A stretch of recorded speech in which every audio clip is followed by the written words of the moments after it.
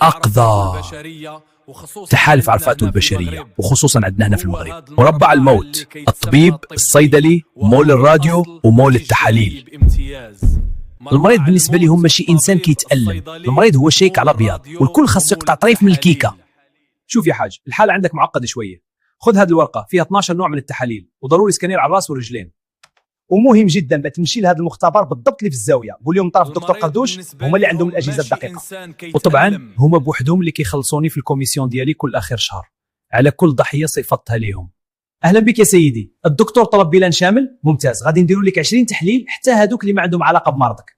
علاش؟ لان الباك اوفر ليك واوفر لينا حتى حنا، والنتائج المهم هما الارقام يكونوا ملونين باش يعجبوا الدكتور.